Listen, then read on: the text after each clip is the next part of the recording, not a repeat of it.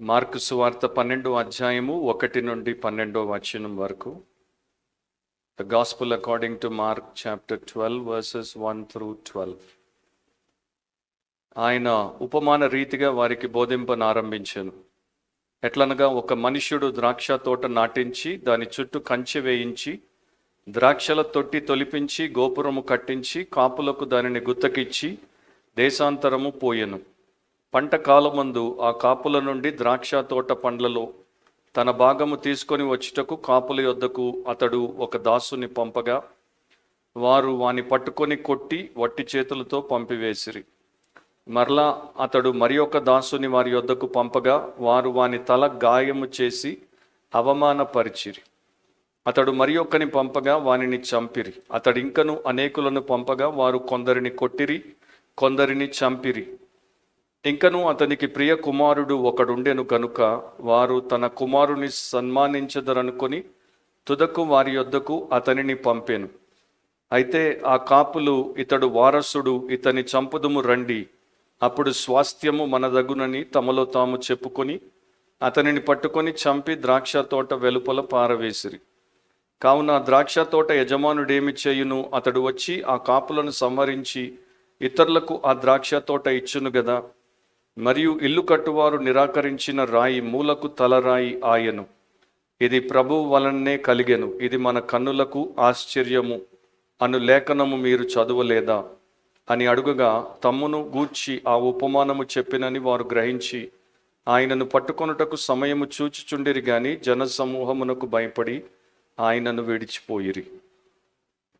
పరిశుద్ధుడు అయిన మా దేవా, సర్వాధికారి అయిన తండ్రి, ఈ చదవబడినటువంటి వాక్యము నుండి సంఘానికి, తర్వాత వినుచున్న ప్రతి ఒక్కరికి మీ సందేశమును స్పష్టముగా మీ ఆత్మ ద్వారా బోధించి మీ చిత్తమును జరిగించి ప్రతి ఆత్మకు క్షేమాన్ని, నిత్య జీవాన్ని దయచేయమని యేసు పరిశుద్ధ నామమును అడిగి ప్రార్థిస్తున్నాం తండ్రి, ఆమెన్. కూర్చోండి. దేవుని వాక్యాన్ని భయముతో, భక్తితో వినండి, శ్రద్ధతో, ఆసక్తితో వినండి. మీ హృదయము తెరిచి, మీ బైబిల్ తెరిచి, మీ కన్నులు తెరిచి వాక్యమును విని మేలు పొందండి. మన title Jesus parable on the wicked vineyard tenants. Jesus parable on the wicked vineyard tenants. Yesu చెప్పిన దుర్మార్గపు ద్రాక్ష తోట కాపుల ఉపమానం. యేసు చెప్పిన దుర్మార్గపు ద్రాక్ష తోట కాపుల ఉపమానం. ఇది 60వ భాగం, పార్ట్ 60. సో ఈ 12వ అధ్యాయంలో మొదటి 12 వచనాల్లో ఆ ఉపమానం మనకు చాలా విస్తృతంగా మార్కు సువార్తికుడి ద్వారా రాయబడింది. దాంట్లో మనకి కనబడేది ఏంటంటే, ప్రభు అయిన యేసుక్రీస్తు లోకంలో ఉన్నప్పుడు అనేక ఉపమానాలు చెప్పారు, అనేక ఉద్దేశాలతో ఉపమానాలను చెప్పారు. ఇక్కడ చెప్పబడినటువంటి ఉపమానము ఒక ప్రత్యక్షమైనటువంటి హెచ్చరికతో కూడుకున్నటువంటి ఉపమానాల్లో ఒక ఉపమానం అన్నమాట. ఒక సత్యాన్ని చాలా స్పష్టంగా వెలికి తీసి వింటున్నటువంటి వారికి సూటిగా సవాలుతో కూడుకున్నటువంటి రీతిలో చెప్పబడుతున్నటువంటి ఉపమానం. మనం ఈ పాటికి తెలుసుకున్నాము, ఇది యేసు ప్రభు యొక్క చివరి వారము. ఆయన సిలువలో మరణించి, ఆయన సమాధి చేయబడి, తిరిగి లేచి, ఆయన కొన్ని దినాల తరువాత ఆరోహణమయ్యేటువంటి ఆ సమయానికి ముందున్నటువంటి ప్యాషన్ వీక్, శ్రమల వారం ఇది.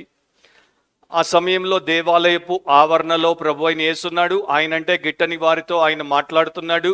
అండ్ వారికి ఈ యొక్క ప్రత్యేకమైనటువంటి ఉపమానాన్ని చెప్పాడు.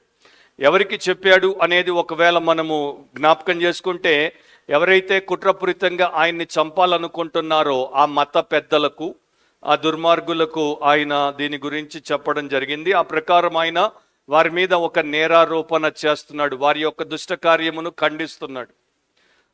ఈ ఉపమానము పాత నిబంధనలో ఉన్నటువంటి ఒక ఉపమానాన్ని యెషయా 5వ అధ్యాయంలో ఉన్నటువంటి దాని మీద ఆధారం చేసుకొని యేసు ప్రభు కొన్ని మార్పులతో ఇక్కడ చెప్పడం జరిగింది.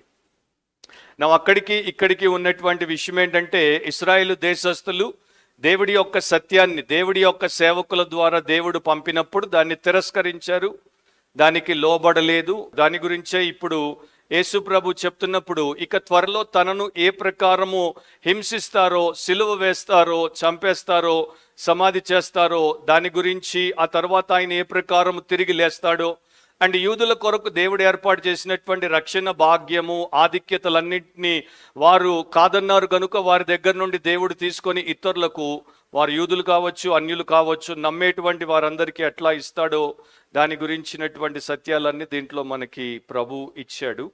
సో దాన్ని మనము జాగ్రత్తగా మనకున్న సమయంలో విందాం. వారి ఉదంతంలో, అంటే ఎవరికైతే ఇది చెప్పబడిందో వారి యొక్క ఉదంతంలోనే మన కథాంతం ఉంది. అంటే వారికి జరిగినట్టు మనకు జరగకుండా మనము దేవుడు కోరినట్టు మన ముగింపును కలిగి ఉండాలంటే దీంట్లోని సత్యాన్ని గ్రహించాలి. 4 విషయాలు, 4 పాయింట్స్ ఉంటాయి. రాసుకునేవారు తప్పకుండా రాసుకోండి. సో ఇక మనము ఆ యొక్క ఉపమానంలోనికి వెళ్ళిపోతే, దాంట్లో ప్రభు అయినటువంటి యేసు మార్కు సువార్త 11వ అధ్యాయంలో వారు ఆయన అడిగినటువంటి ప్రశ్నకు బదులుగా చాలా తెలివితో వారి నోర్లు మోయించిన తర్వాత ఆయన ఈ ఉపమానాన్ని ప్రారంభించాడు. సో మొదటి point, the master of the vineyard. The master of the vineyard, ద్రాక్ష తోట యజమానుడు. ద్రాక్ష తోట యజమానుడు 1వ వచనంలో ఏ అని రాసుకోండి, లేకపోతే మొదటి భాగం అది. ఆయన ఉపమాన రీతిగా వారికి బోధింపనారంభించెను. ఆయన ఉపమాన రీతిగా వారికి బోధింపనారంభించెను. తెలుగులో ఉపమాన రీతిగా అంటే జాగ్రత్తగా చూడకపోతే మనకి అక్కడ ఏమి వాడబడింది అనేది కనబడదు. ఇంగ్లీష్లో అయితే పారబుల్స్ అని ఉంటుంది. సో బహువచనంలో ఆయన మాట్లాడుతున్నాడు. సో బహువచనంలో ఆయన మొదలుపెట్టాడు, కానీ 12వ వచనానికి వచ్చేసరికి ఏకవచనంలో ఉపమానము అనేటువంటి ఏకవచనంతో ఆయన ముగించాడు. సో యేసు ప్రభు ఉపమానాల్లో చెప్పినప్పుడు ఆయన యొక్క మూల ఉద్దేశం ఏంటి? దాంట్లో ఆయన కొన్ని సాదృశ్యాలను, కొన్ని పోలికలను, ఒక సత్యాన్ని బహిర్గతం చేయడానికి వాడుతున్నాడు. సో ఆ ప్రకారమే ఈ ఉపమానంలో అట్లాంటి సాదృశ్యాలు, పోలికలు మనకుంటాయి. కానీ చివరికి వచ్చేసరికి ఏకవచనంలో దాన్ని ముగించినప్పుడు ఆయన ఏం చెప్తున్నాడంటే అవన్నీ కూడా ఒకే ఒక ప్రధానమైనటువంటి సత్యాన్ని సూచిస్తున్నాయి, లేకపోతే ఒకే ప్రధానమైనటువంటి సత్యాన్ని మనకు బహిర్గతం చేస్తున్నాయి. అండ్ ఈ ఉపమానంలో ఆయన పాత నిబంధనలోని 3 విభాగాల్లో నుండి సత్యములను తీసుకొని చెప్పాడు. మోషే ధర్మశాస్త్రము నుండి తీసుకున్నాడు, ప్రవక్తల గ్రంథాల నుండి తీసుకున్నాడు, కీర్తనల గ్రంథాల నుండి తీసుకున్నాడు. ప్రధానంగా యెషయా గ్రంథము 5వ అధ్యాయము 1వ వచనం నుండి 7వ వచనం ఉన్నటువంటి ఆ యొక్క ప్రియమైన వాని తోటకు సంబంధించిన పాటను గురించి ఆయన ఇక్కడ ప్రస్తావించాడు. సో యెషయా ప్రవచనంలో ఏం కనబడుతుంది? ఇశ్రాయేలు దేశస్థులు దేవుని పట్ల నమ్మక ద్రోహము చేశారు అండ్ వారు దేవుడు చెప్పినట్టు వారి జీవితాన్ని జీవించలేదు. ఆ ఉపమానంలో నుండి దాన్ని తీసుకొని అక్కడ దేశం గురించి దేవుడు చెప్తే, ఇక్కడ ఆ దేశంలో దేవుడు పెట్టినటువంటి యాజకులు, లేకపోతే ప్రధాన యాజకులు, శాస్త్రులు, పెద్దలు ఎవరినైతే యేసుప్రభు ఇక్కడ ఎదుర్కొని చెప్తున్నాడో వారికి అప్పగించినటువంటి బాధ్యతను వారు విస్మరించారు. సో ఈ ద్రాక్ష తోటలో కాపులు అనేటువంటి వారు ఎవరు అంటే ఆ దేశానికి దేవుడు పెట్టినటువంటి ఆత్మీయ నాయకులు, ప్రధాన యాజకులు, శాస్త్రులు అండ్ పెద్దలు. సో వీరు దేవుడు ఆశించినటువంటి, దేవుడు అడిగినటువంటి ఫలాన్ని దేవుడికి ఇవ్వలేదు కనుక దేవుడు వారిని ఏ ప్రకారము తీర్పు తీర్చాలో ఆ ప్రకారము తీర్పు తీర్చాడు. సో దాంతోపాటు దీంట్లో యేసు యొక్క కుమారత్వం, అంటే ఆయన యొక్క సన్షిప్ మనకు కనబడుతుంది. ఆయన యొక్క మిషన్, ఆయన వచ్చి చేసినటువంటి పరిచర్య కనబడుతుంది. ఆయన యొక్క మరణము, భూస్థాపన, పునరుత్థానము, ఆయన తిరిగి లేచిన తర్వాత ఆరోహణం అవ్వడము అండ్ దీన్ని ఆయన తర్వాత ఎలా మహిమయుక్తంగా ముగిస్తాడో అవన్నీ కూడా దీని ద్వారా మనకి తెలుపబడ్డాయి. సో మొదట ఏం చూస్తున్నాము? ఎట్లనగా ఒక మనుష్యుడు ద్రాక్ష తోట నాటించి దాని చుట్టూ కంచె వేయించి ద్రాక్షల తొట్టి తొలిపించి గోపురము కట్టించి. సో ఎవరు ఆ మనుష్యుడు అంటే దేవాది దేవుడు.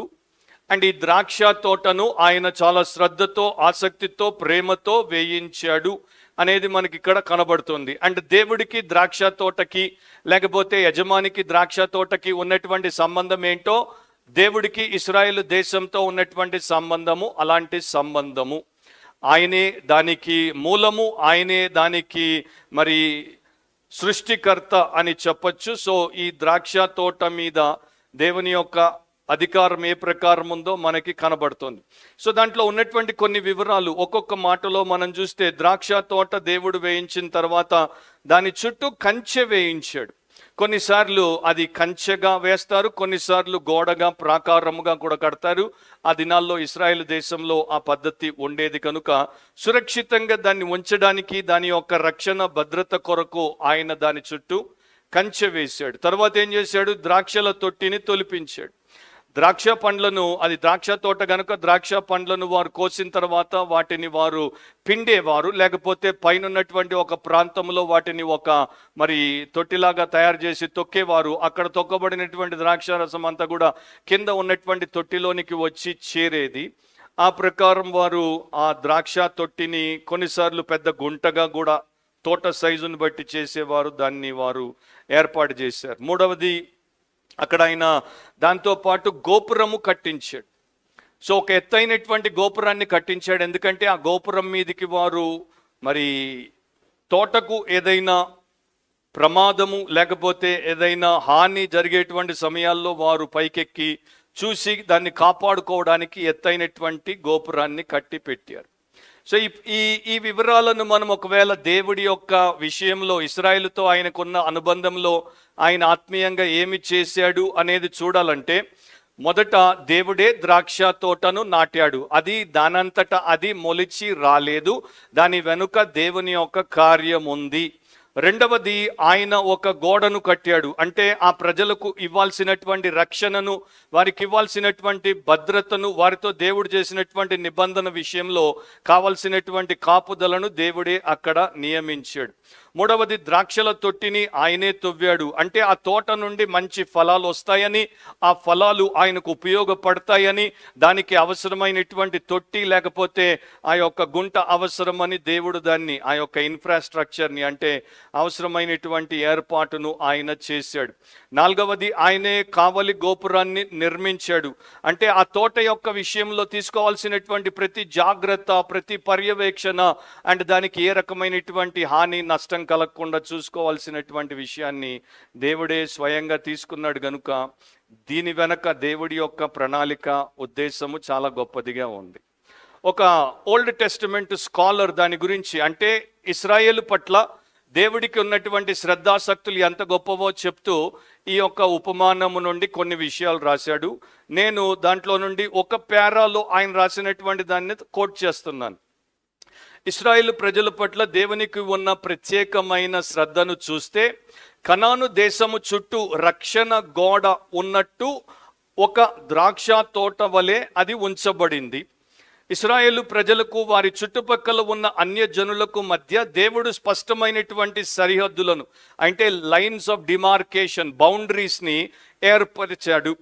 ఆ అన్య దేశాల ప్రజలు చేసే విగ్రహారాధనలు, వారి యొక్క ఇతర విచలవీడితనపు కార్యములు ఎంతో అపవిత్రమైనవి మరియు అంటువ్యాధిలాగా వ్యాపించేవి కావడము చేత దేవుడు ఎన్నుకున్నటువంటి ఆయన ప్రజలు ప్రత్యేకమైన వారు కనుక వారు స్వేచ్ఛగా వారితో కలిసిపోతే పాడైపోతారు కనుక వారికి వీరికి మధ్యలో ఆయన ఈ యొక్క సరిహద్దులను లేకపోతే కంచెను ఏర్పాటు చేసి పెట్టాడు.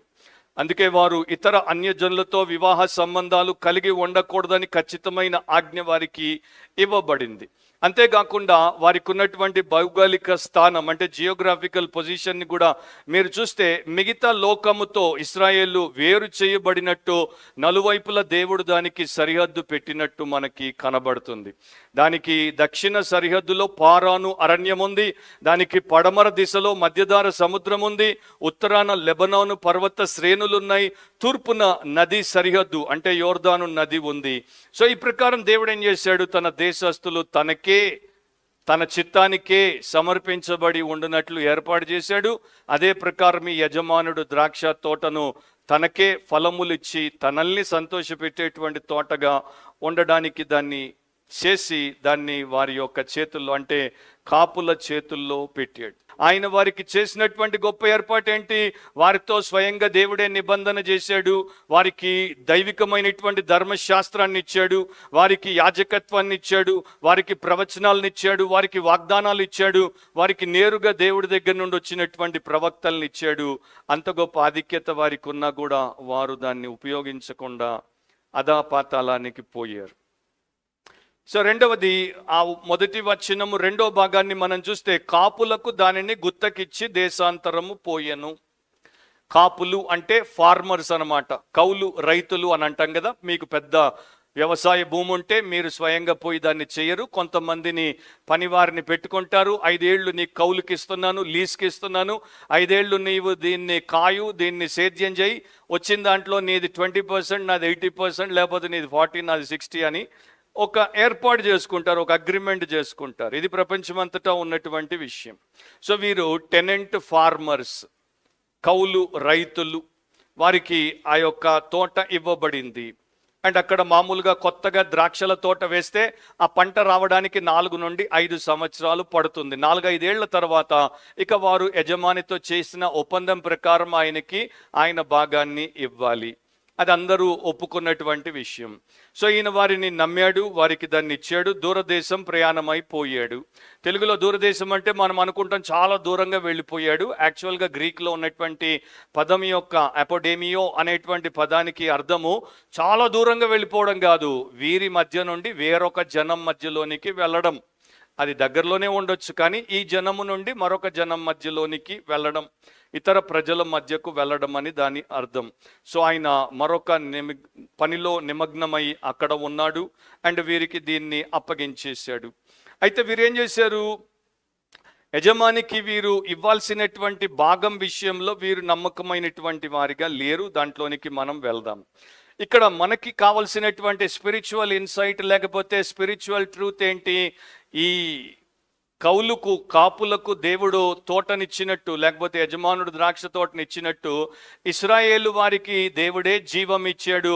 ఇశ్రాయేలు వారికి ఆ జీవితంలో దేవుడు ఆశించినటువంటి ఫలాలు ఏ ప్రకారము తెచ్చి ఆయనకి ఇవ్వాలో స్పష్టంగా చెప్పాడు. ఇక ఇప్పుడు ఇశ్రాయేలుకు వర్తించింది మనకెట్లా వర్తిస్తుంది అంటే, బిబ్లికల్ ఎక్సిజీసిస్లో ఒక సూత్రం ఉంది. బిబ్లికల్ ఎక్సిజీసిస్ అంటే మన ఎదుట ఉన్నటువంటి పాఠ్యభాగాన్ని దాని యొక్క మూల అర్థములో మనము తెలిసి దాన్ని తోడి తీసుకోవడమే. అక్కడితో ఆగిపోకూడదు. ఆ ఎక్సిజీసిస్ ప్రెజెంట్ పర్సన్ యొక్క ఎగ్జిస్టెన్స్గా మారాలి. అంటే ఈ సత్యము నా యొక్క ఉనికికి పునాదిగా ఉండాలి. ఇశ్రాయేలుకు దేవుడు అది చేశాడు అండ్ దేవుడు దాని ద్వారా నాలో ఏమి చేయాలనుకుంటున్నాడు, వారికి ఇచ్చినటువంటి విషయాలు దేవుడు నాకేమి ఇచ్చాడు, వారి దగ్గర ఆశించినటువంటివి దేవుడు నా దగ్గర ఏం ఆశిస్తున్నాడు అనేటువంటి ఇంటర్ప్రిటేషన్ తర్వాత అప్లికేషన్లోనికి మనం రావాలి. లేకపోతే దేవుడి ఉద్దేశాన్ని మనము నెరవేర్చాం. సో వారికి ద్రాక్ష తోటనిచ్చాడు, మనకేమి ఇచ్చాడు? మనకి మన జీవాన్ని ఇచ్చాడు, ఈ లోకంలో బ్రతికేటువంటి అనుమతిని ఇచ్చాడు. అండ్ ఇక్కడ గుర్తుపెట్టుకోండి, ఆయనే యజమాని. వారికి ద్రాక్ష తోట మీద ఓనర్షిప్ని ఇవ్వలేదు, ద్రాక్ష తోట మీద స్టూవర్డ్షిప్ని ఇచ్చాడు. యాజమాన్యం ఇవ్వలేదు, గృహ నిర్వాహకత్వాన్ని ఇచ్చాడు. మనల్ని దేవుడు తన పోలికలో తన స్వరూపమందు సృష్టించినప్పుడు మనకు యాజమాన్యాన్ని ఇవ్వలేదు. అంటే నా జీవితం మీద, నా దేహం మీద, నా కుటుంబం మీద, ఈ లోకంలో నాకున్నటువంటి సమస్తం మీద దేవుడు నన్ను యజమానిగా చేయలేదు. దేవుడు నన్ను కేవలం మేనేజర్గా చేశాడు, స్టూవర్డ్గా చేశాడు, గృహ నిర్వాహకునిగా చేశాడు. ఇది అన్యులు గ్రహించాలి, ధన్యులు మరి ముఖ్యంగా గ్రహించాలి. ఎందుకో నేను మీకు చెప్తాను. సో మనము ఓనర్స్ కాదు, మనము స్టూవర్డ్స్. కొన్నింటిని నేను చెప్తాను, ఎందుకంటే ఇది మెయిన్ పాయింట్లో ఒక భాగం మాత్రమే కనుక అంత ఎక్కువ టైం మనకి ఇప్పుడు లేదు. మొదటిది, మీ జీవితము మీది కాదు. 1 కొరింథీ 6:19-20 ప్రకారం మీరు మీ సొత్తు కారు, మీరు విలువ పెట్టి కొనబడిన వారు. రెండవది, మీ సమయం మీది కాదు. కీర్తన 90:12 మా దినములు లెక్కించుటకు మాకు నేర్పము. మూడవది, మీ ధనము మీది కాదు, భూమియు దాని పూర్ణత అంతయు యెహోవావే. కీర్తనలు 24:1. నాలుగవది, మీ తలాంతులు మీవి కావు. 1 కొరింథీ 4:7 నీకు కలిగిన వాటిలో నీవు పొందనిది ఏది? ఐదవది, మీ శరీరం మీది కాదు. 1 కొరింథీ 6:20 మీరు విలువ పెట్టి కొనబడిన వారు కనుక మీ దేహములతో దేవుని మహిమపరచుడి. ఆరవది, మీ కుటుంబం మీది కాదు. కీర్తన 127:4 మీ పిల్లలు దేవుని అంబుల పొదిలోని బాణాలు. మీకు ఇవ్వబడ్డారు ఒక నిర్దిష్ట సమయం కొరకు. ఆ బాణాన్ని మీరు పదును పెట్టి ఉపయోగించేందుకు దేవుడు మీకు ఇచ్చాడు. ఆ బాణం ఎప్పుడు ఆయన తీసుకోవాలో ఆయన తీసుకుంటాడు.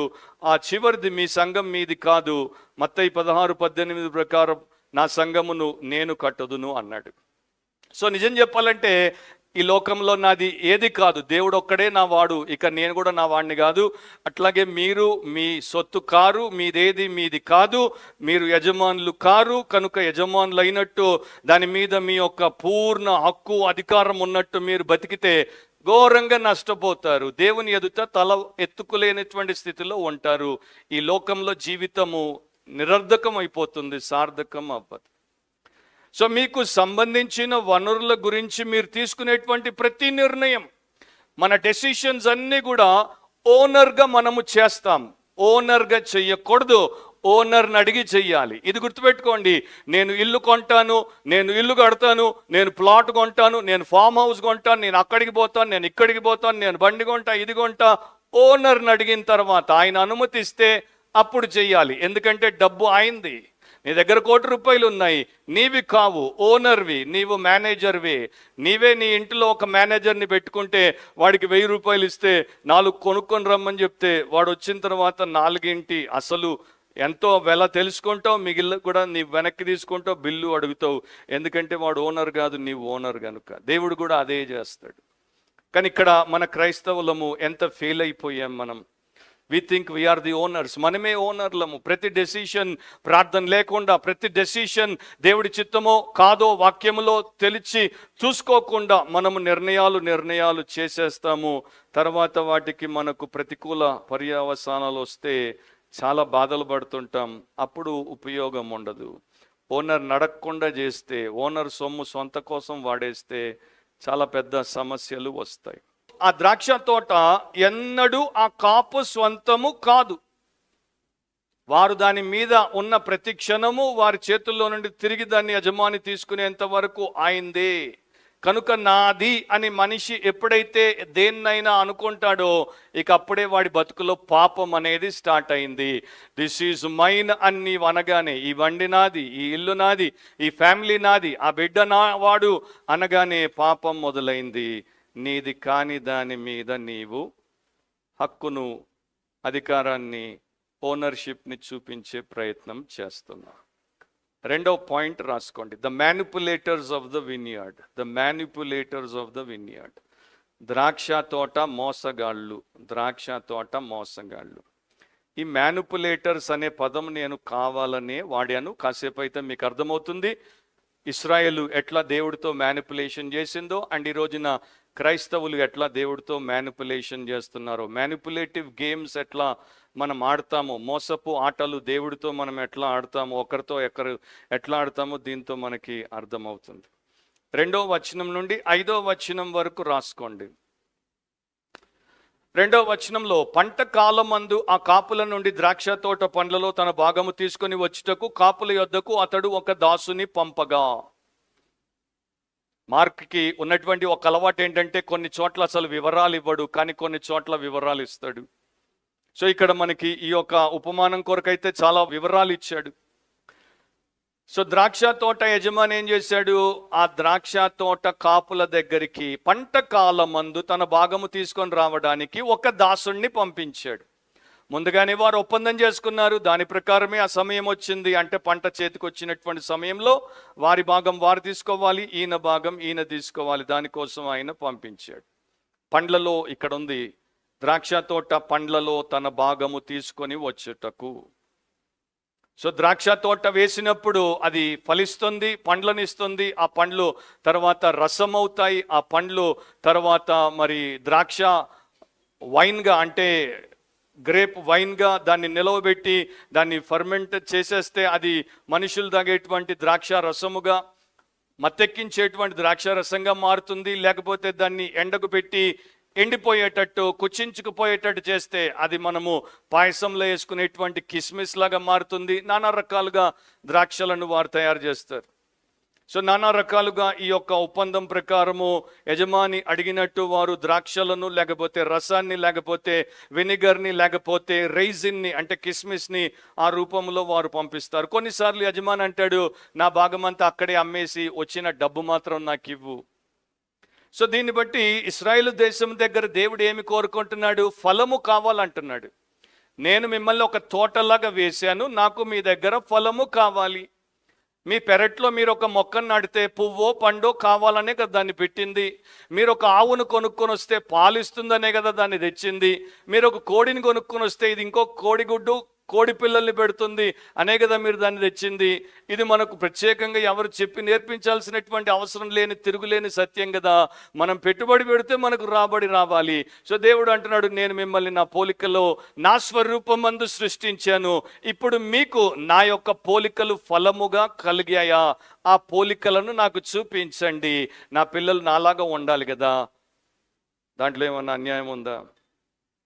సో ఫ్రూట్ఫుల్నెస్ అనేది ఓల్డ్ టెస్టిమెంట్ ఇజ్రాయెల్ దగ్గర ఆశించబడింది అండ్ న్యూ టెస్టిమెంట్ క్రిస్టియన్ దగ్గర కూడా ఆశించబడింది. దేవుడు మనకు పెట్టినటువంటి ఆత్మీయ అభ్యాసాలన్నీ కూడా దేనికి సూచన అంటే మనం ఆత్మీయంగా ఫలించాలి, దేవుని పోలికలోనికి మనము ఎదగాలి. మనకెంత బైబిల్ జ్ఞానం ఉన్నా, మనకెంత ప్రార్థన అనుభవం ఉన్నా, మనకెంత థియాలజీ తెలిసినా మనకు ఫలము లేకపోతే ఆ యేసుప్రభు గతంలో మనం చూసినటువంటి అంజూరపు చెట్టు దగ్గరికి పళ్ళ కోసం వస్తే ఆకులతో అందంగా కనపడుతుంది కానీ పండే లేదు. ఆయన 4వ అధ్యాయంలో మనకి చెప్పాడు, దేవుని వాక్యం విత్తనముతో సమానం, 4 నేలల్లో పడితే 3 నేలల్లో అది పండనే లేదు. సో అనేక సార్లు దేవుడు ఏం చెప్తున్నాడు, నా ప్రజల్లో ఆత్మ సంబంధమైనటువంటి ఫలము ఉండాలి. సో ఈ పనివారు వచ్చిన వారు ఎందుకు వస్తున్నారు తోటకి? యజమానికి ఫలము భాగముగా ఇవ్వమంటున్నాడు, మీరు ఇవ్వండి. ఒక సేవకుని పనేంటి? తన ముందున్నటువంటి మంద సైజ్ ఎంతైనా పర్వాలేదు, వారిలో దేవుడు ఆశించిన ఆత్మీయ ఫలము వస్తుందా లేదా? ఈ రోజున తోట సైజును చూసి మురిసిపోయేటువంటి వారు చాలా మంది ఉన్నారు. నాది మినీ తోట 1 ఎకరం, నాది మెగా తోట 10 హెక్టేర్లు. అరే నీది 10 హెక్టేర్లు అయితే ఏంటి, నాది 1 ఎకరం అయితే ఏంది?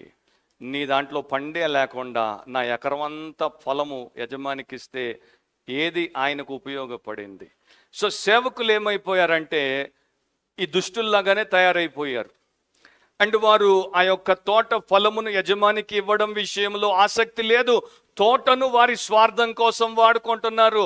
తోటను వారు పేరు గడించడానికి, పైసా గడించడానికి, వారు సుఖించడానికి వాడుకుంటున్నారు. కానీ యజమాని వారికి అప్పగించినప్పుడు చేసిన ఒప్పందం, నిబంధన వారు విస్మరించేశారు.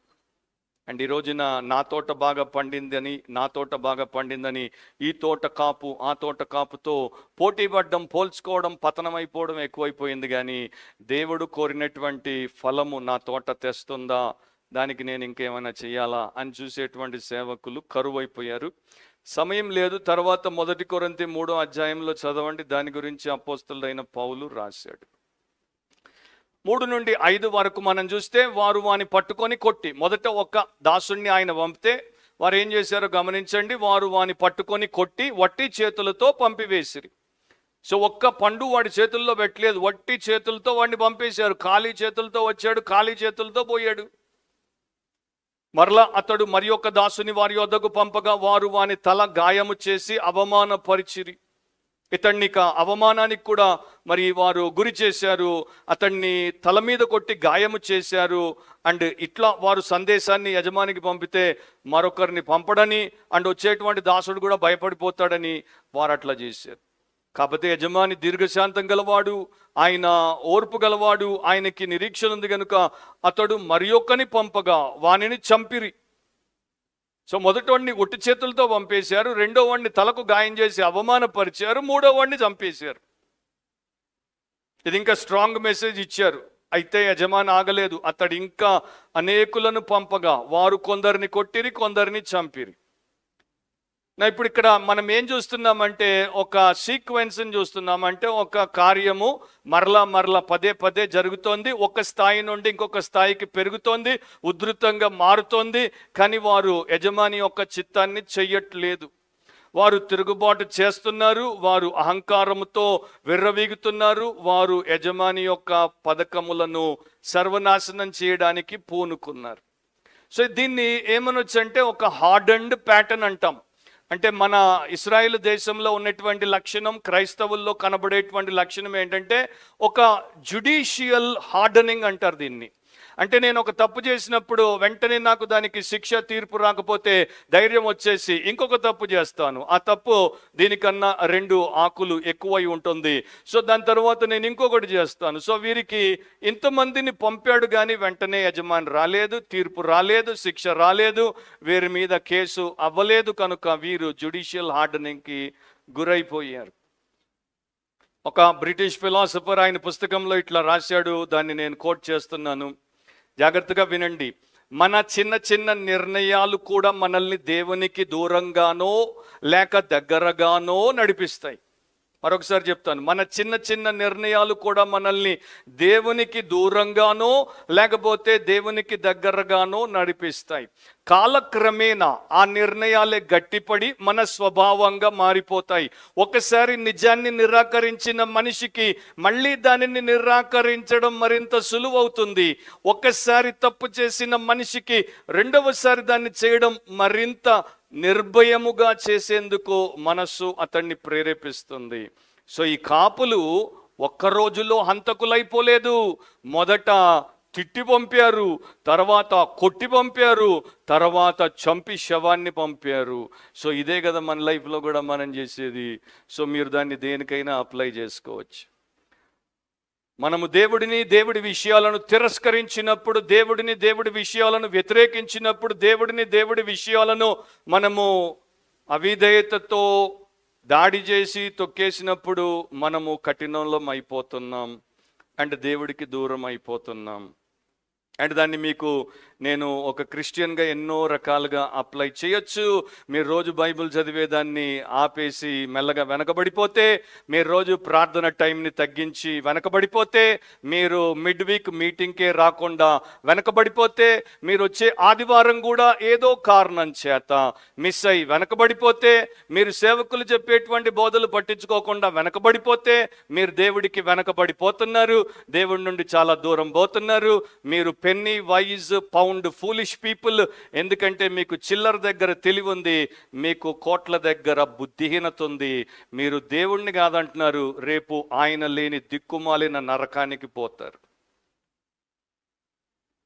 సో ఎవరెవరిని వీరు కొట్టారు పాత నిబంధన ప్రకారం? కొందరిని నేను చెప్తాను.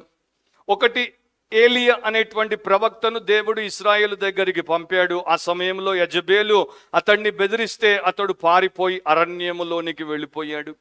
తర్వాత దేవుడు ఇర్మియా ప్రవక్తను వారి దగ్గరికి పంపిస్తే ఆయన నమ్మకంగా వారికి ఆయన సత్యం చెప్తే ఆయన్ని కొట్టారు, ఆయన్ని చెరసాల్లో పెట్టారు, ఆయన తర్వాత బురద గుంటలోనికి దింపారు. తర్వాత దేవుడు ఆమోస్ అనేటువంటి ప్రవక్తను పశువుల కాపరిని వీరి దగ్గరికి పంపిస్తే ఆయన్ని ఆ రాజు మరి అక్కడి నుండి దేశం నుండి తరిమేశాడు. ఆ దేశం నుండి తరిమి నీవు వచ్చిన స్థలానికి పో, వెనక్కి వస్తే నేను చంపుతానన్నాడు. యెషయా గురించి మనకి చరిత్ర ఏం చెప్తోంది? ఆయన నమ్మకంగా వీరి మధ్యలో సేవ చేస్తే తర్వాత ఆయన్ని మరి రాజైనటువంటి మనష్షే కాలంలో రంపం పెట్టి 2గా అట్లా కోసి చీల్చేశారు. ఊరియా అనేటువంటి మరొక సేవకుడు ఇర్మియా 26వ అధ్యాయంలో కనబడతాడు. షెమాయా కుమారుడు. అతడు యెరూషలేముకు వ్యతిరేకంగా ప్రవచించాడు తీర్పును. కనుక యెహోయాకీం అనేటువంటి రాజు కోప్పడి ఊరియాను పట్టుకుందామంటే అతడు పారిపోయి ఐగుప్తులో దాక్కుంటే ఇతడు తన వారిని పంపి ఐగుప్తు నుండి అతన్ని దొరకబుచ్చుకొని వెనక్కి తీసుకొని వచ్చి తన ఎదుటే అతన్ని చంపించేశాడు ఖడ్గముతో. యెహోయాదా కుమారుడు అయినటువంటి జకర్యాను వారు ఆ యొక్క దేవాలయపు ఆవరణంలోనే రాళ్లతో కొట్టి చంపారు. ఈ ప్రకారము ఎంతో మందిని ఇశ్రాయేలీయులు దేవుడు పంపినటువంటి తన దాసులను హింసించి చంపారు. హెబ్రీ పత్రిక ఒక్కసారి తిప్పి చూడండి. ఇక్కడ పేర్లు లేకుండానే వారికి జరిగినటువంటి విషయాలను గురించి దేవుడు రాయించాడు. హెబ్రీ 11:35లో 2వ భాగం నుండి చదువుతున్నాను. కొందరైతే మరి శ్రేష్టమైన పునరుత్థానం పొందగోరి విడుదల పొందనొల్లక యాతన పెట్టబడిరి. మరికొందరు తిరస్కారములను, కొరడా దెబ్బలను, మరి బంధకములను, ఖైదును అనుభవించిరి. రాళ్లతో కొట్టబడిరి, రంపములతో కోయబడిరి, శోధింపబడిరి, ఖడ్గముతో చంపబడిరి. గొర్రె చర్మములను, మేక చర్మములను వేసుకొని దరిద్రులై ఉండి శ్రమపడి హింస పొందుచు అడవుల్లోను, కొండల మీదను, గుహల్లోను, సొరంగముల్లోను తిరుగులాడుచు సంచరించిరి. అట్టి వారికి ఈ లోకము యోగ్యమైనది కాదు. సో అంతా ఓల్డ్ టెస్టమెంట్. తర్వాత some of the New Testament servants of God, దేవుని సేవకులు స్తెఫను ఆయన్ని చంపక మునుపు అపోస్తలుల కార్యములు 7:52 ఇట్లా ప్రశ్నించాడు, మీ పితరులు ప్రవక్తలలో ఎవనిని హింసింపకయుండిరి? సో ఇశ్రాయేలు పితరులు ప్రవక్తల్లో ఒక్కడినైనా విడిచిపెట్టారా? దేవుడి ప్రవక్తకి వారు చేసినటువంటి ఘోరమైనటువంటి విషయాలు ఏంటి అని ఆయన ప్రశ్నిస్తున్నాడు. సో నా ప్రియ సహోదరి సహోదరులారా, మనం అనుకోవచ్చు ఇశ్రాయేలు కదా అట్లా చేసింది, ఇశ్రాయేలు ఈవిల్ వికెడ్ ఇజ్రాయెల్, దుష్టమైన ఘోరమైన ఇశ్రాయేల్ అని మనం అనొచ్చు. కానీ మనము ఇశ్రాయేలు కన్నా ఏదైనా బేషుగా ఉన్నామా? ఇశ్రాయేల్ని మించి వారు చేసినటువంటి పొరపాట్లు పాపాలు చేయకుండా మనం ఉన్నామా? ఒక రకంగా ఉన్నామని చెప్పొచ్చు. ఎందుకంటే ఈ రోజున చాలా మంది సేవకులను, అంటే దేవుడు మన దగ్గరికి పంపేటువంటి సేవకులను కొట్టరు, కర్రలతో కొట్టరు. సో కాల్డ్ క్రైస్తవుల గురించి అంటున్నాను, నాన్ క్రిస్టియన్స్ గురించి కాదు. సో కాల్డ్ క్రైస్తవులు, వారి దగ్గరికి వచ్చేటువంటి మిషనరీలు, వారి దగ్గరికి వచ్చే ఇవాంజలిస్టులు, బైబిల్ టీచర్లు, లేకపోతే సెమినరీ థియోలోజియన్లు, లేకపోతే పాస్టర్లను వారు కర్ర పెట్టి కొట్టరు, కొరడాతో కొట్టరు, ఇటుకతో కొట్టరు. కానీ ఇంకో రకంగా కొడతారు, ఇంకో రకంగా దాడి చేస్తారు, ఇంకో రకంగా అవమానిస్తారు, ఇంకో రకంగా తిరస్కరిస్తారు, ఇంకో రకంగా తన్ని తగిలేస్తారు. అదేంటో నేను చెప్పకముందు వీరందరికీ ఇంత ఎందుకు జరిగింది? వీరు నమ్మకంగా లేనందుకు కాదు, ఈ సేవకులందరూ నమ్మకంగా ఉన్నందుకు ఇట్లా జరిగింది. అందుకనే చివరిలో హెబ్రీలో ఆ మాట రాయబడింది, వీరు ఎంత శ్రేష్ఠులంటే ఇట్టి వారికి లోకం యోగ్యమైనది కాదు. వీరెంత శ్రేష్ఠులు అంటే వీరికి పరలోకమే సరిపోతుంది, ఈ పాపిష్టి ఈ లోకం వీరికి యోగ్యమైనది కాదు. సో మనం ఈ రోజున మన సేవకులను ఎట్లా మరి దాడి చేసి ఎట్లా వారిని ధిక్కరిస్తాము? ఎట్లాగంటే వారు మనకు చెప్పేటువంటి బోధలో, వారు చేసేటువంటి కౌన్సిలింగ్లో మనకి ఏదైతే కంఫర్ట్ని, మనకి ఏదైతే అఫర్మేషన్ని ఇస్తుందో దాన్ని అంగీకరిస్తాం. అంటే మనల్ని ఆదరించేటువంటి బోధలు మాటలు అండ్ మనల్ని బలపరిచేటువంటి బోధలు మాటలు అంగీకరిస్తాం. కానీ మనల్ని హెచ్చరించేటువంటి బోధలు మాటలు, మనల్ని నిలదీసేటువంటి, మన తప్పులను మన నెత్తి నుండి కింది దాకా చూపించేటువంటి బోధలు మాటలు మనము తిరస్కరిస్తాం. సో అక్కడ మనం వారిని వ్యతిరేకిస్తున్నాం, వారిని దాడి చేసి వెళ్ళగొట్టేస్తున్నాం. అదేంటో ఎగ్జాంపుల్ కూడా చెప్తాను. వారు యోహాను 3:16 మీకు చెప్తే దేవుడికి స్తోత్రం అని అంగీకరిస్తారు. కానీ అదే వారు తర్వాత లైన్లో రోమా 12:1 మీ శరీరమును సజీవ యాగముగా దేవుడికి సమర్పించుకోమని చెప్తే దాన్ని వెంటనే బుల్లెట్ ప్రూఫ్ వేసుకొని అట్లా పట్టణ బుల్లెట్ తగిలి ఎగిరిపోయేటట్టు చేస్తారు. ఒకవేళ వారు మీకు కీర్తన 23 మీద బోధ చేస్తే యెహోవా నా మంచి కాపరని, ఈ కాపరిని కూడా మంచి కాపర్ అంటారు. కానీ ఒకవేళ వారు మత్తయి 16:24 చెప్తే ఎవడైనా నన్ను వెంబడింప కోరుకున్న ఎడల వాడు మొదట తన్ను తాను ఉపేక్షించుకొని తన సిలువను ఎత్తుకొని నా వెంట రావలెను అని యేసు చెప్తున్నాడని చెప్తే వారిని మీరు తగలేస్తారు, తన్ని పంపించేస్తారు. So most of the time ఈ సేవకులు అందరూ ఖాళీ చేతులతో వచ్చారు. అండ్ ఈ రోజున కూడా ఎంతోమంది పాస్టర్లు ఎంతో ప్రార్థనతో, వాక్య పఠన అండ్ వాక్య సిద్ధపాటుతో, ఎంతో ఆశతో, గుండెల నిండా ఆశతో దేవుడు కార్యం చేస్తాడని వచ్చి బోధ చేసినప్పుడు ఆ కాంగ్రిగేషన్ ఏదైనా కావచ్చు, ఓన్ చర్చ్ కావచ్చు, ఇంకో కాంగ్రిగేషన్ కావచ్చు, వరల్డ్లో ఎక్కడైనా కావచ్చు, వారు ఖాళీ చేతులతో వెనక్కిపోతున్నారు. ఎందుకంటే people are not giving them the obedience God requires. దేవుడు వారి దగ్గర ఆశించినటువంటి విధేయత అనేటువంటి ఫలాన్ని వారు ఈ సేవకులకు ఇవ్వట్లేదు. ఈ సేవకులు ఖాళీ చేతులతో పోయి దేవుడికి రిపోర్ట్ చేయాల్సి వస్తుంది. నీ సంఘానికి నేను నీ సత్యాన్ని చెప్పాను, నీ సంఘము నీ కోసం ఫలించలేదు, నీ సంఘము నీ కోసము నా చేత పండ్లను భాగమును పంపలేదు దేవా. అప్పుడు ఆయన ఏం చేస్తాడు? చివరిలో యేసు ప్రభు చెప్పాడు. సో నా ప్రియ సహోదరి సహోదరులారా, మనము చాలా గొప్ప ధన్యతను కలిగినటువంటి వారం. కొన్నిసార్లు నాకు అనిపిస్తుంది, మీకు సత్యం చెప్పాలని, కొంతమంది మూన్ మీదకి వెళ్తారు, కొంతమంది ఇంకొక గ్రహం మీదకి వెళ్తారు. సో అది చాలా గొప్ప ఆధిక్యత, ఎందుకంటే వారు ప్రపంచ ప్రఖ్యాతి గాంచుతారు. ఆ ఫలానా వ్యక్తి పోయాడు. మన సునీత విలియమ్స్, భారతీయురాలు, అమెరికన్ ఇండియన్, ఆమె పోయింది, అక్కడ ఉండింది, వచ్చింది. సో ఆమెకి ఎక్కడ లేనటువంటి ఘనత, ఎక్కడ లేనటువంటి కీర్తి, ఎక్కడ లేనటువంటి ప్రఖ్యాతి వచ్చేస్తుంది, డబ్బు వచ్చేస్తుంది, ఆమెను ఎవరు చూసినా గౌరవిస్తారు. కానీ ఆమెను ఎక్కడ లేనన్ని కట్టుబాట్లలో వారు పెడతారు. మనమైతే అట్లాంటి జీవితాన్ని ఎప్పుడూ కోరుకోం. అంటే మనకు ఒక ఆధిక్యత దొరికినప్పుడు దాంతోపాటు ఒక బాధ్యత వస్తుంది. ఆధిక్యత మనకు చాలా స్వేచ్ఛనిస్తుంది, బాధ్యత మనల్ని బిగిసి పడుతుంది. ఈ బిగిసి పట్టకపోతే ఈ స్వేచ్ఛను మనం సరిగ్గా ఉపయోగించం. సో దేవుడు క్రీస్తులోనికి నిన్ను తెచ్చాడు, సంఘంలో నిన్ను భాగము చేశాడు అంటే ఆధిక్యత, కానీ దాంతోపాటు బాధ్యత పెట్టాడు. ఆ బాధ్యతను పాస్టర్లు చెప్పినప్పుడు, మీ మీద కొంచెం పట్టు బిగిసి పెట్టినప్పుడు, క్రమము నేర్పించినప్పుడు, నిబంధన జ్ఞాపకం చేసినప్పుడు, లోబడుట మన శ్వాస అయి ఉండాలని చెప్పినప్పుడు మీరు ఇట్లా గింజుకుంటారు. చూడండి, నా పాయింట్ అది కాదు, ఇప్పుడు అక్కడతో ఆపేస్తాను. మూడవది రాసుకోండి. The mediator of the vineyard, the mediator of the vineyard. ద్రాక్ష తోట మధ్యవర్తి, ద్రాక్ష తోట మధ్యవర్తి. 6 నుండి 8వ వచనం రాసుకోండి, త్వరగా పోదాం. ఇంకను అతనికి ప్రియ కుమారుడు ఒకడుండెను కనుక వారు తన కుమారుని సన్మానించెదరనుకొని తుదకు వారి యొద్దకు అతనిని పంపాను. సో ఇంతమందికి వారు ఇంత దారుణంగా చేసి పంపిస్తే ఆయన, ఆ యజమాని ఇంకా ఎంత ఓర్పుతో ఉన్నాడో, ఎంత సహనంతో ఉన్నాడో, ఎంత మంచితనంతో ఉన్నాడో, ఎంత కనికరముతో ఉన్నాడో చూడండి. వారందరూ నా దాసులు కనుక అట్లా చేశారేమోలే, కానీ ఇప్పుడు నా ప్రియ కుమారుడు ఒకడు నాకు ప్రియ కుమారుడు ఉన్నాడు, అతన్ని పంపిస్తాను, వారు అతన్ని తప్పకుండా సన్మానిస్తారు, అండ్ అతని ద్వారా నాకు చేయాల్సింది వారు చేస్తారు అని చివరికి తన కుమారుడిని పంపించాడు. అండ్ ఆయన ప్రియ కుమారుడు అని బైబిల్ చెప్తోంది. ఇక్కడ వింటున్నటువంటి వారికి అది తెలుసు. ఎందుకంటే మార్కు సువార్తలో 1వ అధ్యాయంలో మొదటిసారి యేసు బాప్తిస్మం పొందినప్పుడు పరలోకం నుండి ఒక స్వరం ఇట్లా వినబడింది. ఆ స్వరం ఏంటి? ఇదిగో నా ప్రియ కుమారుడు. 1:11లో మీరు చూస్తే, నీవు నా ప్రియ కుమారుడవు, పరలోకం నుండి వచ్చింది ఆ శబ్దం.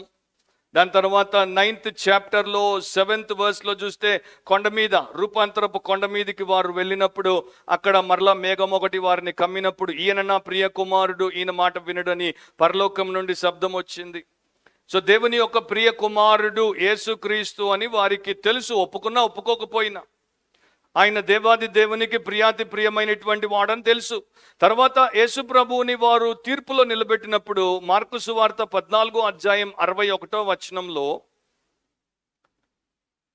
తిరిగి ప్రధాన యాజకుడు పరమాత్ముని కుమారుడవైన క్రీస్తువు నీవేనా అని అడిగాడు. అంటే నీవేనా దేవుని యొక్క కుమారుడవు, పరమాత్ముని కుమారుడవు, ప్రియ కుమారుడవు అనేటువంటి ప్రశ్న అక్కడ కూడా ఆయనకి వేయబడింది. యోహాను 3:16 మనకి చెప్తోంది, దేవుడు లోకమును ఎంతో ప్రేమించను కాగా తన అద్వితీయ కుమారునిగా పుట్టిన వాణ్ణి అనుగ్రహించాడు. సో ఒక భక్తుడు ఇట్లా అన్నాడు, దేవునికి ఉన్న కరుణామయమైనటువంటి హృదయము ఇక్కడ కనబడినంతగా మరెక్కడ కనబడదు. తన దాసులను కొట్టి చంపి వేసినప్పటికీ ఆయన ఇంకా తన కుమారుడినే పంపాడు. ఈ స్థాయికి చెందిన ప్రేమ ఇవ్వడానికి ముందు దాని వెల ఎంతో అవుతుందని లెక్కలు వేసుకోదు. అంటే నా కుమారుడిని ఇస్తే ఎంత అనేటువంటి లెక్కలు దేవుడు వేసుకోడు. ఫస్ట్ వరల్డ్ వార్ సమయంలో ఒక బ్రిటిష్ సైనిక అధికారి మరి ఒక చోట సాక్ష్యం చెప్పినప్పుడు ఆయన ఇట్లా చెప్పాడు, మీరందరూ నా వైపు చూస్తున్నారు, మీరందరూ నన్ను గౌరవిస్తున్నారు, ఎందుకంటే నేను బ్రిటిష్ సైనిక అధికారిగా దేశానికి సంరక్షణతో కూడిన సేవలు అందించానని. కానీ నేను మీకు అందరికీ ఒకటి చెప్పాలనుకుంటున్నాను, నా తర్వాత నా కుమారుడిని సైన్యంలోనికి పంపాను, నా కుమారుడు సైన్యంలో యుద్ధంలో చనిపోయాడు, నాకన్నా ముందే వాడు ఈ లోకాన్ని విడిచిపోయాడు. నన్ను కాదు ఇవ్వాల్సింది, నాకున్న సమస్తాన్ని, అంటే నా కుమారుడిని ఇచ్చినప్పుడు నేను మొత్తం అంతటిని ఇచ్చేసాను అన్నాడు. అది నేను చదివినప్పుడు నాకు అనిపించింది, బిడ్డలను మరి ప్రాణం కన్నా ఎక్కువగా ప్రేమించేవారు చాలామంది ఉన్నారు కదా. అండ్ నేను దాదాపు 35 ఏళ్ళు సేవకుడిగా ఉన్నాను కదా. కొంతమందికి వారి బిడ్డలను ఎవరైనా సరిగ్గా ఎత్తుకోకపోతే బాధ, కొంతమందిని ఆ బిడ్డల బుగ్గలు చక్కగా అట్లా ఉంటే కొంతమంది వచ్చి బుగ్గ గిల్లితే తల్లి హృదయం తల్లడిల్లిపోతుంది. నా బిడ్డను వారు సరిగ్గా ఎత్తుకోలేదు, నా బిడ్డ బుగ్గ గిల్లారు, నా బిడ్డను కొట్టారు, నా బిడ్డను తిట్టారు, నా బిడ్డను అవమానపరిచారు. అట్లాంటివి ఇప్పుడు దాకా తెలియకుండా మీరు అని ఉంటే మిమ్మల్ని క్షమిస్తున్నాను. ఇక మీద అనకండి. ఎందుకంటే ఆ పరమ తండ్రి పరిశుద్ధుడు, పరిపూర్ణుడు, ప్రేమస్వరూపుడు, పాపము లేని తన ప్రియ బిడ్డను మనలాంటి దుష్టులు, దుర్మార్గులు, దౌర్భాగ్యులు, దిక్కుమాలిన దిగంబర్లకు ఇచ్చాడు. నెక్స్ట్ టైం నా బిడ్డను వారు ఇట్లా చేశారు, అట్లా చేశారు అని అనకండి. ఆయన బిడ్డను నేను ఎట్లా చేశాను అని అడగండి. ఆయన తన కుమారుణ్ణి, ఒకగానొక కుమారుణ్ణి మనకిచ్చాడు. So son is the centre అన్నమాట. ఈ యొక్క ఉపమానంలో ఎన్నో విషయాలు ముఖ్యంగా కనిపించవచ్చు, కానీ అతి ముఖ్యమైనది ఏంటి అంటే కుమారుడైనటువంటి యేసుక్రీస్తే. 7-8 వచనాల్లో మీరు చూస్తే, అయితే ఆ కాపులు ఇతడు వారసుడు, ఇతని చంపుదుము రండి, అప్పుడు స్వాస్థ్యము మనదగునని తమలో తాము చెప్పుకొని అతన్ని పట్టుకొని చంపి ద్రాక్ష తోట వెలుపల పారవేసిరి. సో వీరు మార్పు పొందకుండా వీరు ఇంకా దుష్టత్వంలోనికి దిగిపోయారు.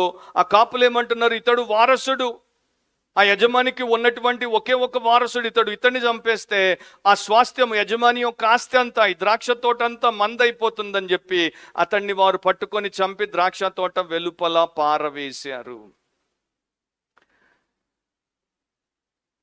సేమ్ వర్డ్స్ మనకి ఆదికాండం 37:20 వినబడతాయి. యోసేపు సహోదరులు యోసేపు రావడం చూసినప్పుడు అక్షరాల ఇట్లాగే అన్నారు, వీని చంపి. ఎందుకంటే ఆ కుమారుడు తండ్రికి ప్రియమైన వాడు, తండ్రి వాణ్ణి ప్రేమించినట్టు ఇంకెవరిని ప్రేమించలేదు. సో సొంత సహోదరులే ఈర్ష్యతో వీణ్ణి చంపేద్దాం అనుకున్నారు. సేమ్ థింగ్ ఇక్కడ మనకి దేవుని యొక్క ప్రియ కుమారుడిని చంపేస్తున్నట్టు మనము ఇశ్రాయేలు దేశంలో తర్వాత చూస్తాము. అండ్ అదే ఇప్పుడు యేసుప్రభు ఇక్కడ చెప్తున్నాడు. ఎఫ్డబ్ల్యూ ఫేబర్ అనేటువంటి భక్తుడు ఇట్లా రాశాడు, ఆ ప్రేమ, ఆ యజమాని ప్రేమ, ఆ దేవుని ప్రేమ ఎంత గొప్ప ప్రేమ, దానికి సాటి లేనటువంటి ప్రేమ. ఆ ప్రేమ ఎంత గొప్పదంటే పంపుతూనే ఉండే ప్రేమ, ఒక దాసుడి తర్వాత ఇంకొక దాసుడిని పంపుతూనే ఉండే ప్రేమ, ఒక దెబ్బ తర్వాత ఇంకొక దెబ్బ తినే ప్రేమ, ఒకరి తర్వాత ఇంకొకరిని చంపుతుంటే అంగీకరించే ప్రేమ, ఇంత జరిగిన తర్వాత కూడా చివరికి కుమారుణ్ణి పంపిన ప్రేమ. What is love? మనలో ఉండాల్సినటువంటి ఫలం ఏంటి? క్రైస్తవ సంఘంలో మనకు ఉండాల్సిన ఫలం ఏంటంటే ప్రేమ. మొదటి ఫలం ప్రేమ. నీలో ప్రేమ లేకపోతే, దేవుడి పట్ల ప్రేమ లేకపోతే, తోటి సహోదరుడి పట్ల ప్రేమ లేకపోతే, నీవు ఫలము లేనటువంటి కేవలము ఒక ఆకారం మాత్రమే, పదార్థము లేనటువంటి ఒక పైవేషం మాత్రమే. పైన పూత ఉంది, లోపల ఫలం లేదు కనుక అంత రోతే. సో లవ్ ఏంటి? లవ్ యొక్క మొదటి చిహ్నం ఏంటంటే ఎనిమీస్కి మేలు చేయడానికి ప్రయత్నం చేస్తుంది, శత్రువులకు క్షేమాన్ని కలిగించడానికి ప్రేమ పని చేస్తుంది, ప్రేమ రిస్క్ తీసుకుంటుంది, ప్రేమ ఎవరినైనా క్షమించడానికి ముందుకు వస్తుంది. ఒక వ్యక్తిని క్షమించలేను, ఒక వ్యక్తి చేసిన తప్పును సహించలేను, ఒకరు నాకు అన్యాయం చేస్తే నేను వాడికి అన్యాయం చేసేంత వరకు నిద్రపోను అన్నది పగ, ప్రేమ కాదు అది. మనిషి 2 రకాలుగా ఉండొచ్చు. ఒక రకం పాము రకం, ఇంకో రకం పావురం రకం. అది కూడా బైబిల్ టీచింగే. మనం ఒకప్పుడు పాములం, ఇప్పుడు పావురాలం అవ్వాలి. కానీ పావురం రూపంలో పాముల్లాగా బతికే వాళ్ళు ఎక్కువ ఉన్నారు. అది ఉండకూడదు. ఈ దేవుని ప్రేమను నేను నిజంగా చవి చూస్తే, నేను ఇదే ప్రేమను, అదే ఫలాన్ని, అదే పోలికను బయటికి తీసుకొని వస్తాను కదా. నాలో అది లేదు అంటే నీవు కూర్చుని 10 దినాలు ఉపవాస ప్రార్థన చేయాలా. వీలైతే ఎక్కడి నుండైనా పోయి బూడిద తెచ్చుకొని నెత్తిని జల్లుకో, గోనె పట్ట కట్టుకో. ఇది బైబిల్ టీచింగ్ కాదు, న్యూ టెస్టమెంట్ క్రిస్టియన్కి. కానీ నేను మీకు చెప్తున్నాను, అట్లా చేసినందుకైనా మీకు గుర్తుండిపోద్దేమో నేను పశ్చాత్తాపడ్డాను ఒకసారి అని. స్పర్జన్ ఏమంటాడో వినండి. మీరు ఆయనను తిరస్కరిస్తే ఆయన మీకు కన్నీళ్లతో సమాధానం ఇస్తాడు. మీరు ఆయనను గాయపరిస్తే ఆయన మిమ్మల్ని పవిత్రము చేసేందుకే తన రక్తాన్ని కారుస్తాడు. మీరు ఆయనను చంపివేస్తే మిమ్మల్ని విమోచించడానికి తన ప్రాణాలు ఇస్తాడు. మీరు ఆయనను సమాధి చేస్తే మిమ్మల్ని తిరిగి లేపి పునరుత్థానపరచడానికి ఆయన తిరిగి లేస్తాడు. యేసు అంటే వ్యక్తపరచబడిన ప్రేమే. Jesus is manifested love or love manifest. ఆయన దేవునికి ఎంతో ప్రియమైన వాడు. ఒకవేళ మీరు జ్ఞానులైతే ఆయన మీకు కూడా ప్రియమైన వాడు అవుతాడు. దేవదూతలందరూ ఆరాధించే ఆయన వైపు నుండి మీ ముఖాన్ని తిప్పుకోకండి. దేవుడు అంతగా ప్రేమించే ఒకరిని మీరు తిరస్కరించకుండా జాగ్రత్త పడండి. ఎందుకంటే దేవుడు దానిని తనకు జరిగిన అవమానంగా భావిస్తాడు. దేవుని అభిషిక్తుడిని తృణీకరించేవాడు సాక్షాత్తు దేవుడినే దూషించిన వాడవుతాడు. మీరు దేవుని కుమారుడిని అలక్ష్యము చేసినప్పుడు దేవుని కనుపాపలోనే వేలు పెట్టి పొడుస్తున్నారు. క్రీస్తును దుఃఖపరచడం ద్వారా మీరు దేవుని హృదయాన్ని నొచ్చుకునేలా చేస్తున్నారు. కాబట్టి అలా చెయ్యకండి. End of quote. ఇక్కడ మార్కు ఒక వివరాన్ని కొంచెం వేరుగా రాశాడు. మత్తయిలో అండ్ లూకాలో ఇదే అంశం ఉంది, కానీ అక్కడ ఉన్నట్టు ఇక్కడ లేదు. అదేంటో మీకు చెప్తాను. వారు ఏం చేశారు? ఇతన్ని చంపుదుము రండి, అప్పుడు స్వాస్థ్యం మనదగునని తమలో తాము చెప్పుకొని అతన్ని పట్టుకున్నారు, చంపారు, ద్రాక్ష తోట వెలుపల పారేశారు. సో తోటలో చంపి తోట వెలుపల పారేసినట్టు మార్కు రాశాడు. కానీ మత్తయి అండ్ లూకా అట్లా రాయరు. మీరు మత్తయిని తీసుకొని లూకాని తీసుకొని చూస్తే రాసుకోండి. 21 మత్తయి 21:39లో అతన్ని పట్టుకొని ద్రాక్ష తోట వెలుపట పడవేసి చంపిరి అని రాశాడు. లూకా 20:15లో అతనిని ద్రాక్ష తోట వెలుపలికి త్రోసి వేసి చంపిరి అని రాశారు. ఎందుకంటే యేసు యెరూషలేములో సిలువ వేయబడడు, యెరూషలేము అవతల బయట సిలువ వేయబడతాడు. అది మత్తయి లూకాలు ఇద్దరూ రాశారు. మరి మార్కు ఎందుకు దానికి వ్యతిరేకంగా రాశాడు? ఎందుకు వేరుగా రాశాడు? ఒక కారణం ఏంటంటే, మార్క్ ఆయన చెప్పదలిచినటువంటి పాయింట్ ఏంటంటే, ఫస్ట్ ఆయన్ని వారు రిజెక్ట్ చేశారు, తర్వాత చంపేశారు. ఆయన పాయింట్ తోటలోన బయట అని కాదు, ఆయన్ని రిజెక్ట్ చేశారు. ఎంత దారుణంగా అంటే, తోట యజమాని కుమారుడిని ఆయన యొక్క తోటలోనే చంపడం దారుణం కదా. నీ ఇంటికి వచ్చి నేను చంపడం ఎంత దారుణం. నిన్ను బయట చంపడం ఒకటి, కానీ నీ ఇంట్లోనే నేను చంపడం, క్రిమినాలజీలో అది దారుణమైనటువంటి విషయం. సో మార్కు చెప్పేది ఏంటంటే, ఆ తోటలోనే చంపేసి బయటేసేసారు. కానీ సీక్వెన్స్ మత్తయి అండ్ లూకా చెప్తున్నారు, బయటికి తోసుకుపోయి ఆయన్ని చంపారు, వెలుపట పడవేసి ఆయన్ని చంపారు, which is actually happened in Jerusalem. And వీళ్ళు అనుకుంటున్నారు, ఈ కుమారుడిని మనము చంపేస్తే, అడ్డు తొలగించేసుకుంటే అప్పుడు స్వాస్థ్యం మంది అయిపోతుంది, తోటంతా మంది అయిపోతుంది, ఇక యజమాని మన దగ్గరికి రాడు. అది ఎంత మూర్ఖత్వం. కుమారుడిలోనే స్వాస్థ్యం అంతా పెట్టాడు, కుమారుడిలోనే స్వాస్థ్యం అంతా పెట్టాడు. యేసుక్రీస్తులోనే మనకు దేవుడి యొక్క ఇన్హెరిటెన్స్ అంతా ఉంది. ఆ కుమారుణ్ణి అంగీకరిస్తే మనకు సమస్తం, కుమారుణ్ణి అంగీకరించకపోతే మనకేమీ లేదు. సో యేసులోనే మన భాగ్యం ఉంది. యేసు మనకుంటే మన భాగ్యం, యేసు లేకపోతే భాగ్యం లేదు.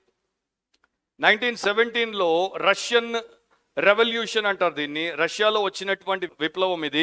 జార్ నికోలస్ II ఆయన తన రాయబారులను విప్లవకారుల మధ్యలోనికి పంపించాడు, వారితో సంధి చేసుకోవడానికి. కానీ వారితో సంధి చేసుకోవడానికి ఇష్టపడలేదు.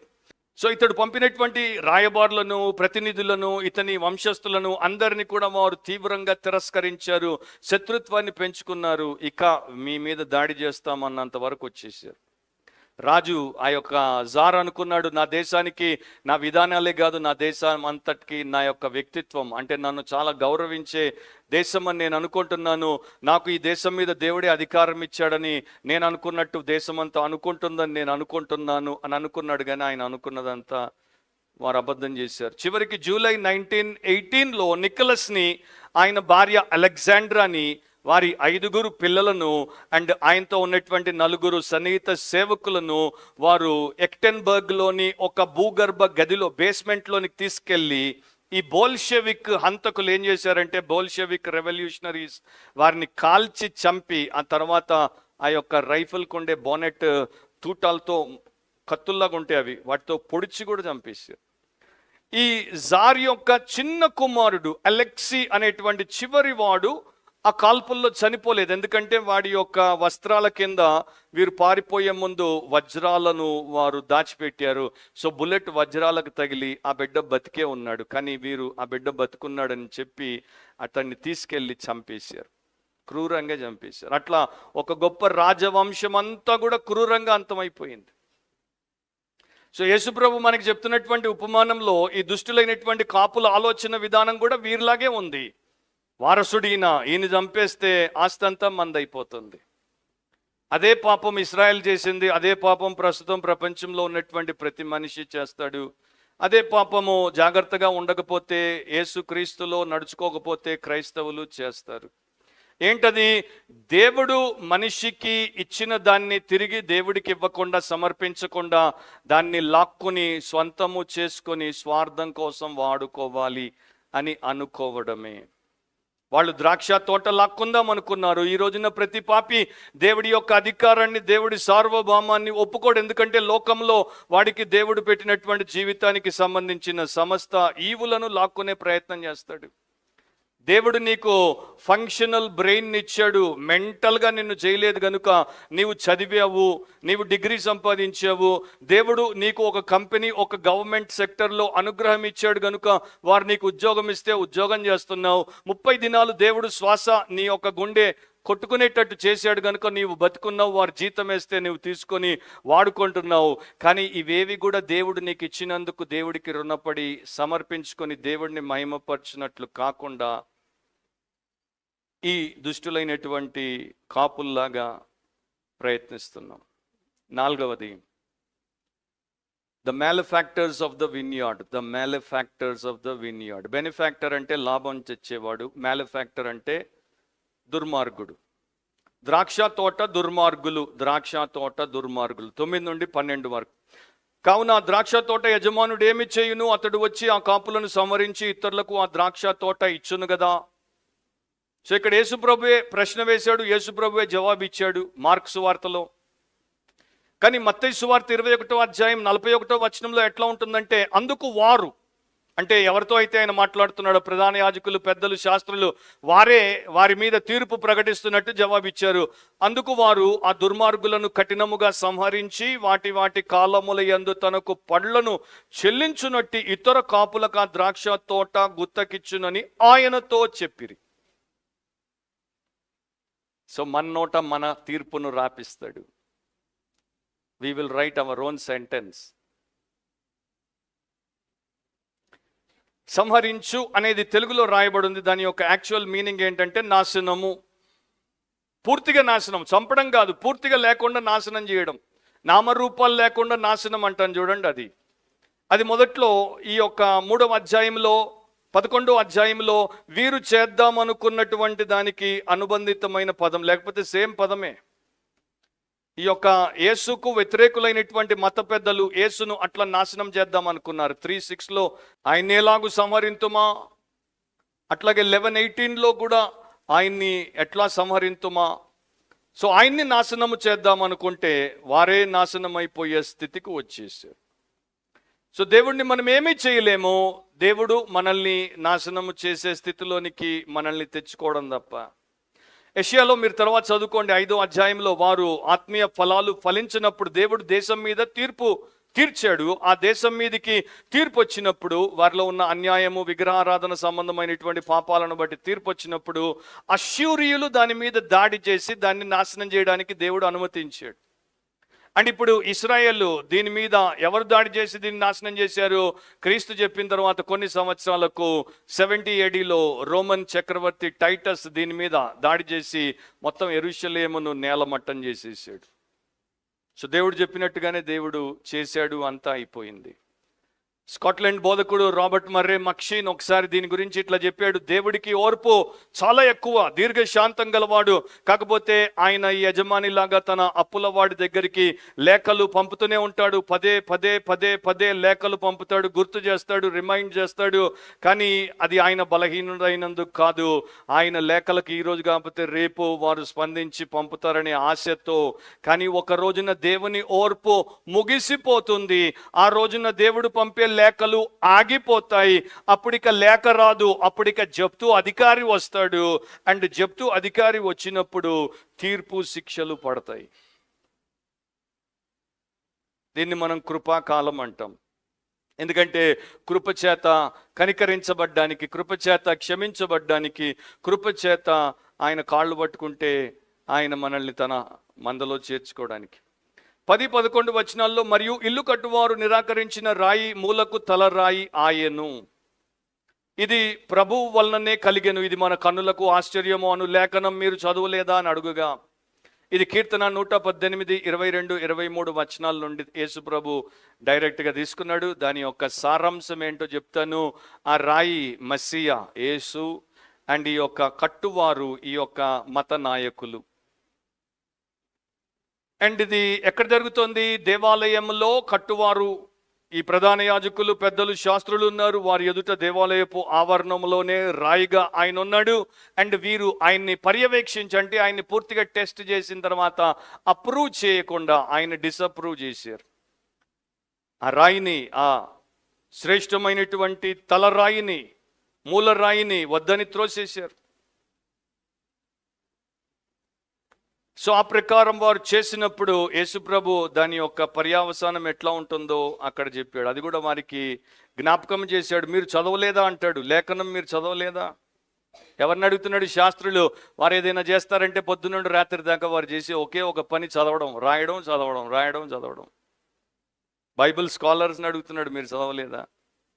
ఎందుకు చదవలేదు ప్రభు? ఎప్పుడు చదువుతుంటాం, రాస్తుంటాం.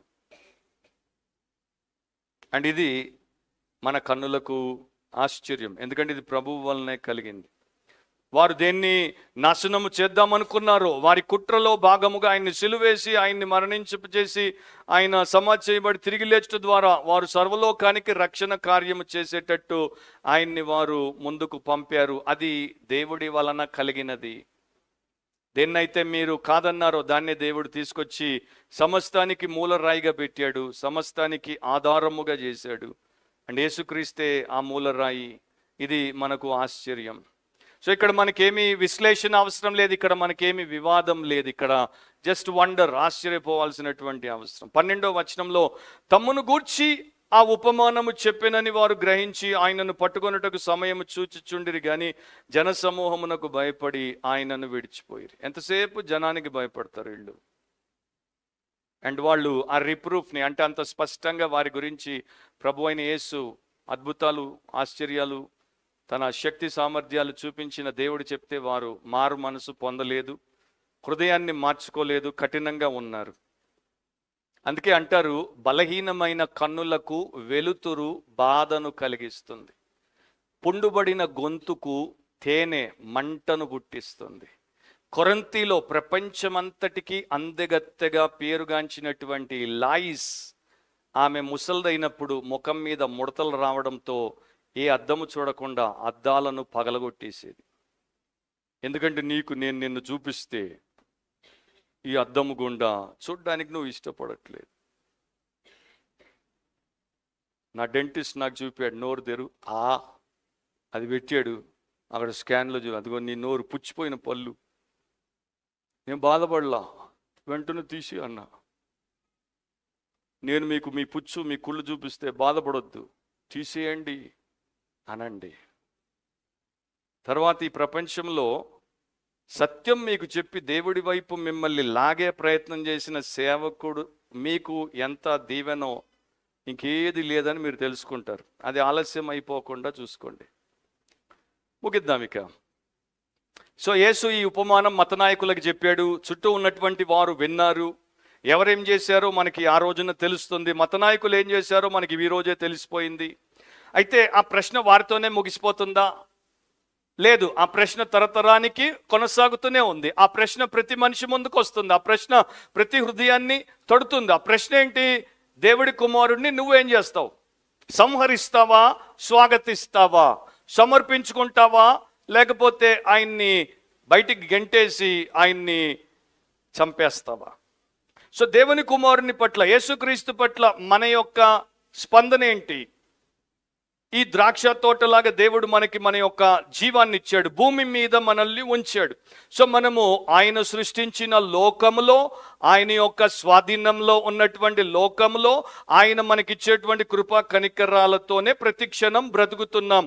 ఆయన మనకి శ్వాస ఇచ్చాడు గనుకనే నేను అనుకున్నాను, ఎంత ఆక్సిజన్ దేవుడు లోకానికి ఇస్తున్నాడు, ఎన్ని నీళ్లు దేవుడు మరి యొక్క భూగర్భంలో పెట్టాడు, మా బోర్ ద్వారా వస్తున్నాయి.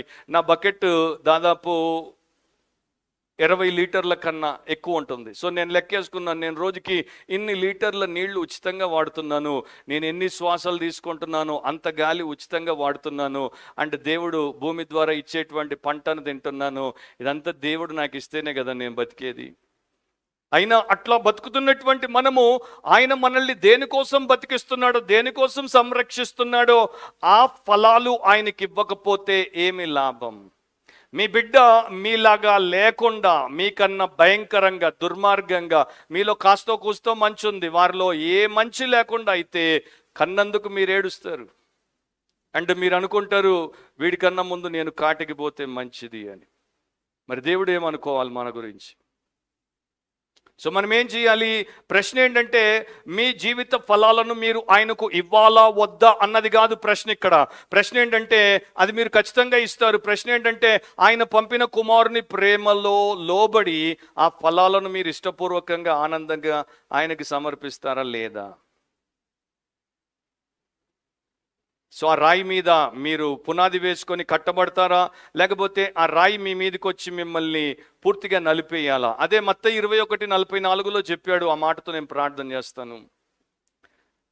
మత్తయి 21:44, మరియు ఈ రాతి మీద పడువాడు తునకలైపోవును గాని అది ఎవని మీద పడునో వానిని నలి చేయున నేను. సో బండ మీద కట్టబడు వాడు బుద్ధిమంతుని పోలి ఉండును అని యేసుప్రభు చెప్పాడు. సో రాయి మీద మనం కట్టబడితే మనము నిత్య జీవాన్ని, దేవుని యొక్క సన్నిధానాన్ని, మన జీవిత సాఫల్యతను కలిగి ఉంటాం. కనుక తల ఉంచండి, కళ్ళు మూసుకోండి. ఈ సమయంలో మన జీవితాన్ని మన యజమానికి సమర్పిద్దాం. ఆయన పోలిక, ఆయన యొక్క ఫలము, ఆయన యొక్క చిత్తమును జరిగించే వారముగా బ్రతుకుదాం.